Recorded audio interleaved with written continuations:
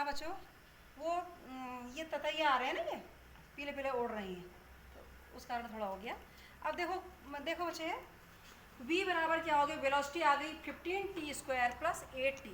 वो क्या कर रहा है, एक्सेलरेशन निकालना है, त्वरण निकालना है। त्वरण के लिए क्या हो गया, वेग परिवर्तन बटे समय, यानी इसको एक बार विद रेस्पेक्ट टू t और डिफ्रेंशिएट कर देंगे, dv अपॉन dt।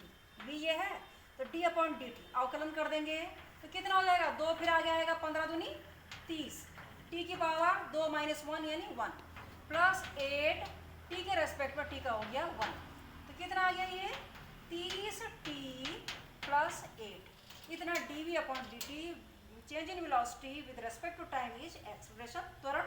तो ये आंसर हो गया, ठीक है।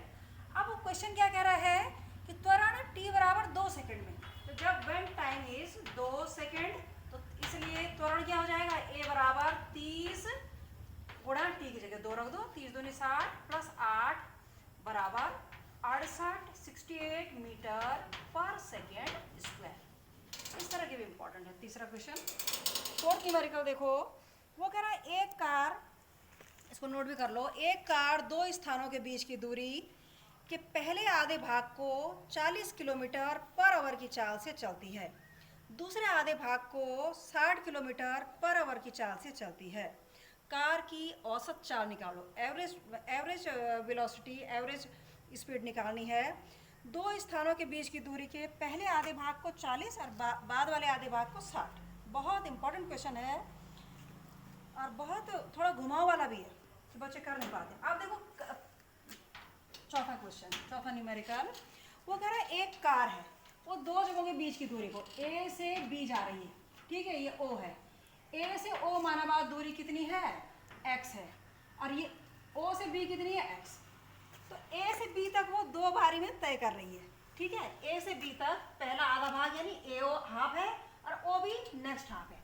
पहला वाला आधा भाग किस चाल से चल रही है, वो किस स्पीड से चल रही है, 40 किलोमीटर पर आवर की स्पीड से चल रही है। दूसरा वाला भाग, आधा भाग किस स्पीड से चल रही है बच्चों, 6 किलोमीटर पर आवर की स्पीड से चल रही है, 40 और 60 से। कार की औसत चाल बताओ। आप देखो बच्चों, औसत चाल बराबर क्या होती है, औसत चाल यानी एवरेज स्पीड, औसत चाल बराबर कुल दूरी, औसत चाल बराबर हो जाएगी बच्चों कुल दूरी। ये किसी ने उड़ा दिया है इस समय, किसी ने जलाया होगा ना तो ये उड़ने लग गए, पता नहीं किसने जला दिया इस समय। औसत चाल बराबर कुल दूरी बटे कुल समय, ठीक है। Average speed equal to total distance upon total time taken. अब देखो क्या कर रहा है, हमने मान लिया, वो कह रहा पहले आधे भाग को 40 किलोमीटर पर घंटे की आवर से चाल से चलती है और दूसरे आधे भाग को ओ से बी तक 60 किलोमीटर पर आवर की चाल से चलती है, स्पीड से चलती है।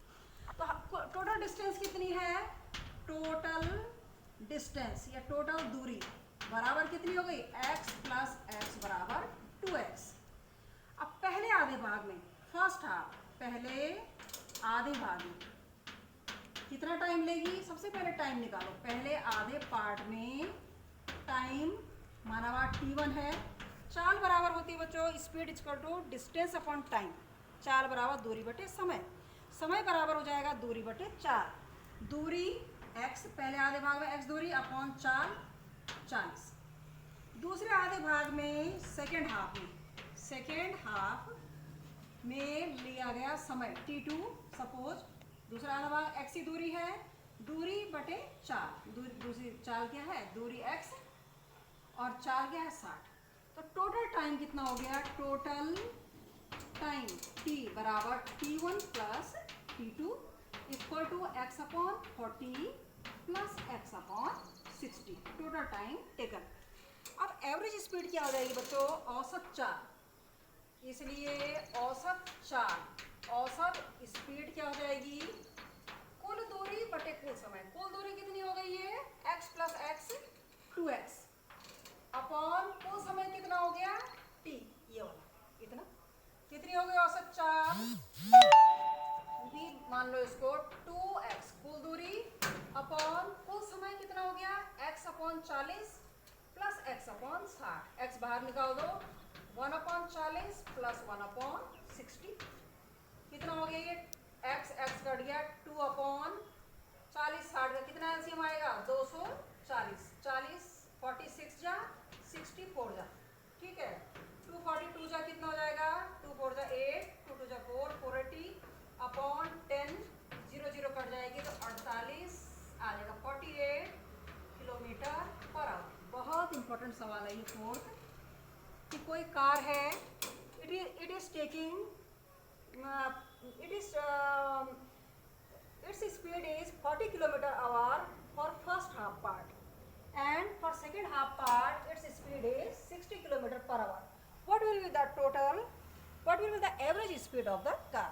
So first we will calculate the time, समय दूरी अपॉन चाल, सेकेंड हाफ के लिए time equal to distance upon speed, चाल बराबर दूरी बटे समय ना, समय बराबर दूरी बटे चाल, दूरी यानी डिस्टेंस अपॉन स्पीड, दोनों टाइम को जोड़ दिया टोटल टाइम, दोनों दूरी को जोड़ दिया x प्लस एक्स, अब चाल बराबर क्या हो गई एवरेज स्पीड क्या हो गई कुल दूरी बटे कुल समय। ठीक है बहुत इंपॉर्टेंट है ये, इसमें बच्चे घूमते भी हैं। अगले देखो बहुत इंपॉर्टेंट सवाल, अगला भी सभी इंपॉर्टेंट है, ये थोड़ा घुमावदार था, ये जो प्रैक्टिस करेगा वही आएगा। विरामावस्था से शुरू होकर कोई वस्तु 4 मीटर पर सेकंड स्क्वायर के समान त्वरण से चलती है। विरामावस्था से शुरू होके फिफ्थ न्यूमेरिकल देखो, विरामावस्था से शुरू होके, विरामावस्था मीन्स इनिशियल वेलोसिटी इज 0, वो कितने त्वरण से चलती है एक्सेलरेशन 4 मीटर पर सेकंड स्क्वायर की चाल ये त्वरण से चलती है। अब वो कह रहा है ज्ञात करो 200 मीटर पर सेकंड कितने समय में प्राप्त करेगी। विरामावस्था से शुरू होके कोई कार एक इतना त्वरण है उसका 4 मीटर पर सेकंड स्क्वायर, वो कह रहा है ज्ञात करो v 200 मीटर पर सेकंड, इतना वेलोसिटी वो जब गेन करेगी उस समय टाइम कितना, समय कितने समय में 200 मीटर पर सेकंड वेग कितने समय प्राप्त करेगी और इतने समय में कितनी दूरी चलेगी। ठीक है इसको मिटा देते हैं बच्चों।